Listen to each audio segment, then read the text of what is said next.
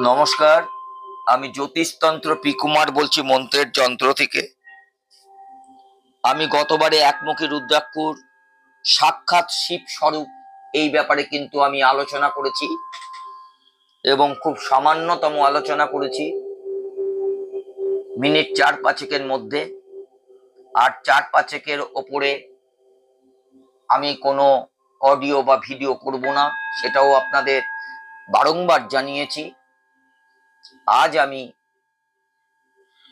শিব স্বরূপ একমুখী রুদ্রাক্ষর সম্বন্ধে সামান্য কিছু আবার আলোচনা করছি। এই একমুখী রুদ্রাক্ষ শিবের স্বরূপ। এই একমুখী রুদ্রাক্ষ যারা পড়েন তারা কিন্তু ভীষণভাবে ওং নমঃ শিবায় মন্ত্র দ্বারা প্রণাম করলে আপনার গলায় বা হাতে যদি থাকে, সেই ক্ষেত্রে কিন্তু আপনারা অনেক প্রকার সংকট থেকে আপনি কিন্তু মুক্ত হতে পারেন।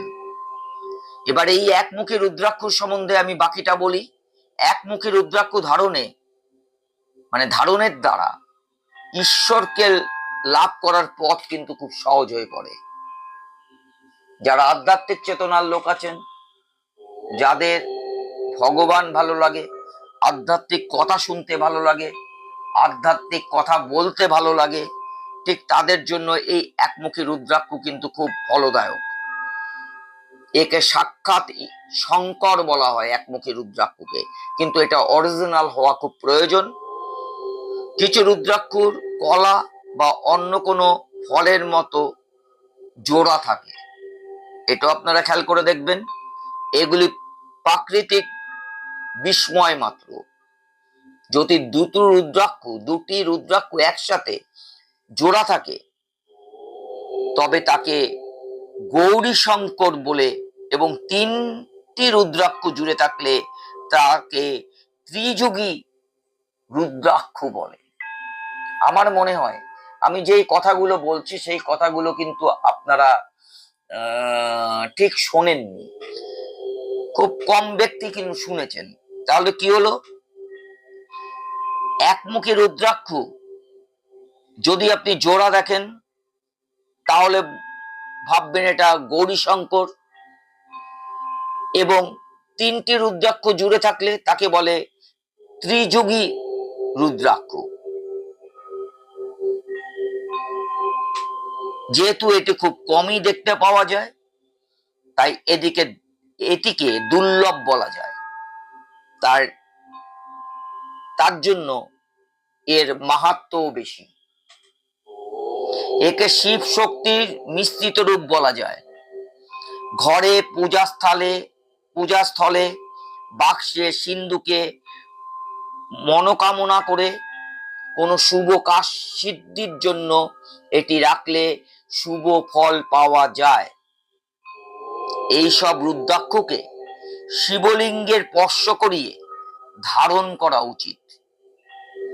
আমি যেইভাবে বলে যাচ্ছি সেইভাবে যদি আপনারা এই রুদ্রাক্ষ পেয়ে থাকেন, তাহলে কিন্তু এইভাবে আপনারা যদি এটাকে ধারণ করতে পারেন, তাহলে কিন্তু ভীষণভাবে উপকার পাবেন।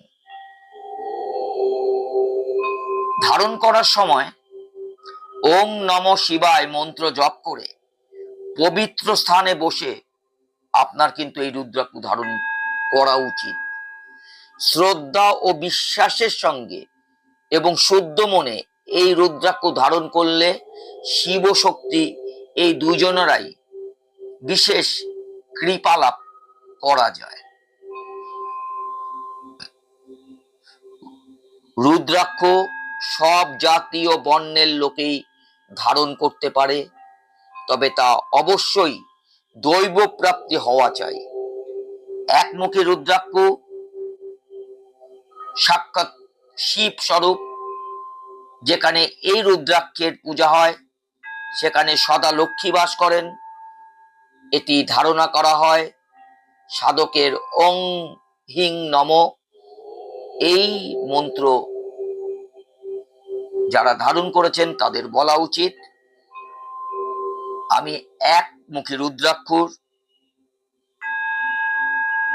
সাক্ষাৎ এবং শিব স্বরূপ আমি ব্যাখ্যা করলাম। পরবর্তী অডিওতে আমি আসব শিব স্বরূপ দুই মুখী রুদ্রাক্ষর ব্যাপারে। নমস্কার।